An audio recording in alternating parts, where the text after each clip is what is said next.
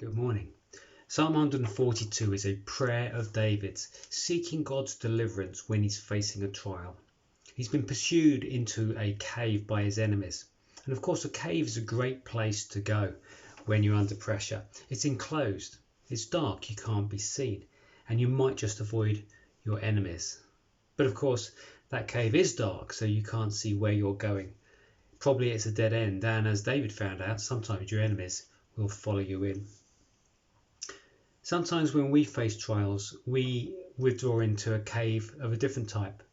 Sometimes we pull back from other people, sometimes we compartmentalize, sometimes we shut ourselves off from God. And similar to David's cave, this doesn't necessarily help us. But this psalm is a great response by David to what it's being like, what it's like when you're in a cave and how you can find your way out. This is what he does. He starts off by saying to God about his vulnerabilities. He explains to God his vulnerability. He says, I pour out my complaint to him. I tell him my troubles. He says to God, my enemies are too much for me. He explains his vulnerability. Secondly, he recognizes that the cave is no real refuge.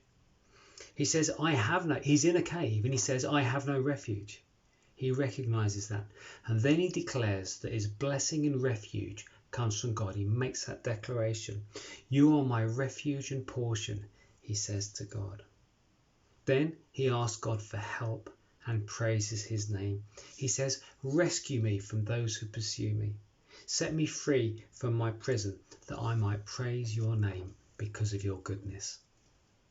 I think this is a great model, this psalm. If we're finding ourselves under pressure, facing trials, and maybe we're in a cave, perhaps this little template that David used would help us as well. Have a great day.